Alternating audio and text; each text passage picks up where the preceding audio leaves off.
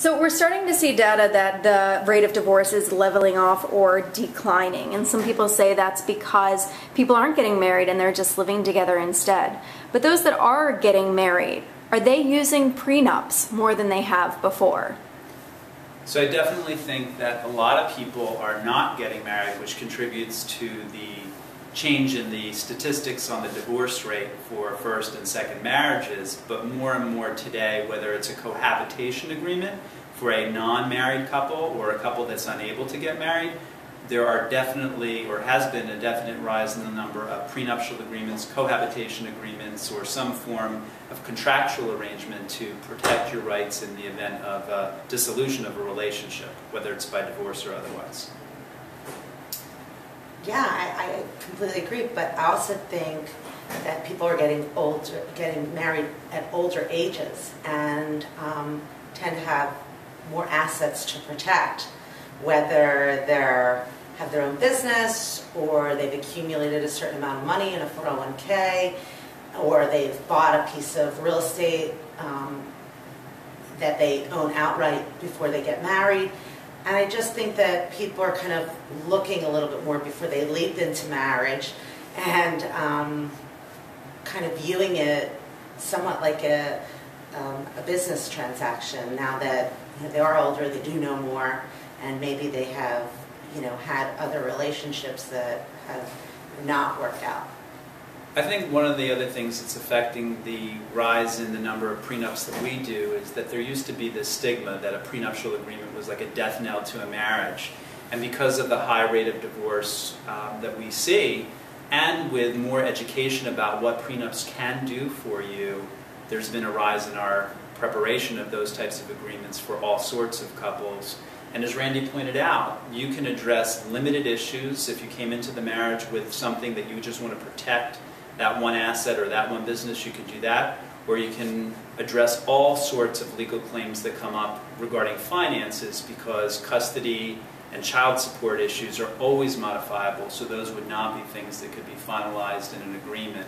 Whereas if you do have arrangements with waivers of support for a spouse, or you want to talk about the way your assets are going to be divided and liabilities will be divided in the event of a divorce or breakup, you can do those things. So you can be as conservative as you want in your prenuptial agreements, or as out there as you want. And sometimes people come up with some really crazy things like weight gain provisions, infidelity penalties. Not always so easy to enforce, but you can do pretty much anything you want in a contract. Well, also there's the whole notion of people think they fall in love, they get married, it's like the Cinderella story, when the truth is, it is a business relationship in some ways, and a financial partnership as much as it is a romantic one. And I think that oftentimes people get engaged, they're planning a wedding, it's exciting, it's a party, they're planning a honeymoon, and yet they haven't at all talked about their finances and how they want to manage them. And to me, there's something really great about having the communication, how you're going to handle things once you get married, because it does change your financial. You're either going to merge your financials or you're not going to merge them.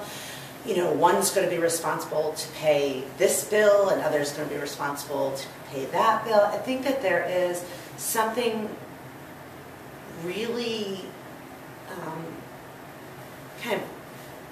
there's something great about opening the dialogue of communicating about your finances. And a prenuptial agreement, once you have it, you put it away in a drawer, and hopefully you never have to look at it again. And what better time to figure out how you're going to deal with divorce than when you're most happy and in love. And I think that that's really what it comes down to. And people that balk at the idea of a prenup, you have to question kind of where their motives are. And it's not kind of assuming that your marriage is going to fail. It's kind of taking it by the strings and saying, hey, let's talk about how we're going to handle things. So I think that there's something really good about opening the dialogue communication early on. I think there's also a misconception about prenuptial agreements that they're one-sided and that it's always unfair to one spouse or the other. And the reality is, by entering into an agreement, you can actually protect yourself better than maybe what the court would do for you if you had to go through the court system to have those issues dealt with. And certainly you can minimize the amount of time, energy, financial expense that you would have to go through in order to have the courts deal with those issues in the event you didn't have an agreement of some sort.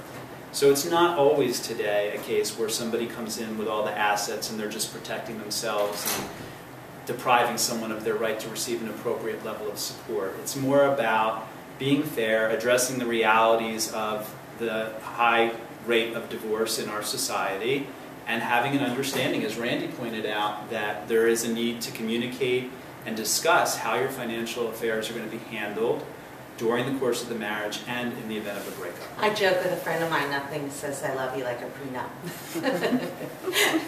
Agreed.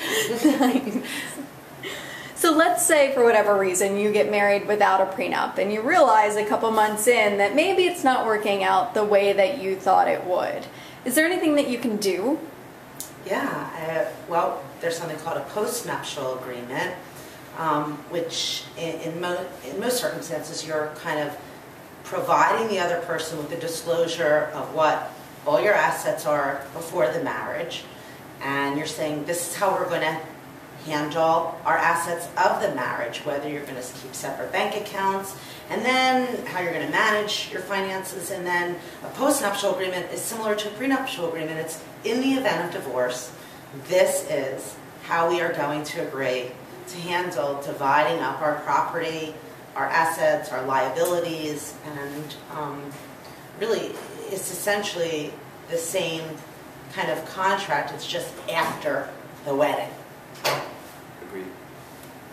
One other thing about postnuptial agreements is you can have a prenuptial agreement, and if the circumstances change, you have children and you didn't really provide for that, it's an opportunity after the marriage occurs to prepare an addendum to a prenuptial agreement or a postnuptial agreement.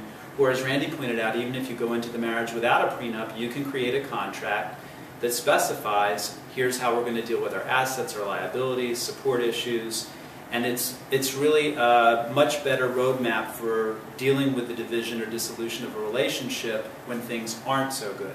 So if you're getting along at the time you enter into the terms of the prenup, or as Randy pointed out, you're in love and everything's great, there's no better time to enter into a prenup, then those are the times that the terms should be more fair and reasonable and appropriate, rather than when you're divorcing and possibly at your very worst with each other.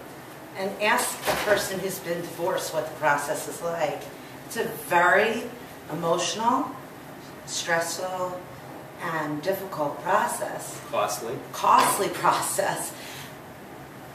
Prenups, postnuptial agreements, they give the parties the ability to control their own destiny versus allowing themselves to roll the dice with a third party, whether it's a judge, a mediator, an arbitrator, or someone else to decide what they are going to do with their financial pot.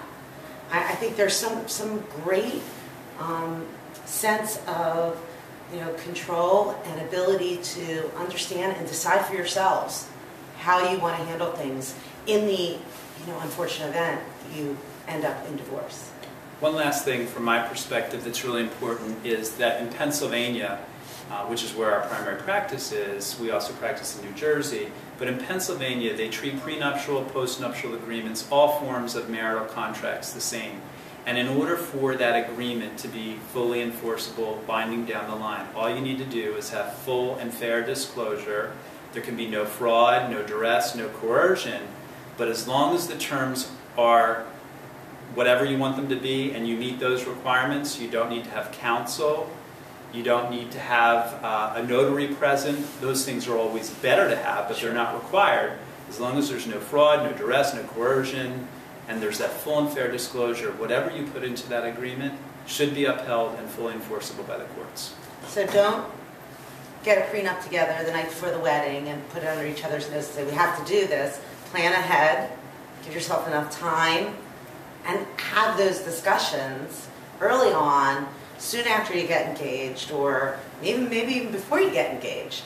Somebody might get engaged and be halfway planning a wedding, and then all of a sudden one party says, well, I would like a prenup, and then you're like, oh. You know, I think that there's really some benefit in terms of trying to give yourself plenty of time to both consider a prenup, consult with a lawyer, make sure you're fully informed of what your rights are in Pennsylvania under the divorce code, and really give yourself less anxiety in your process of planning your wedding.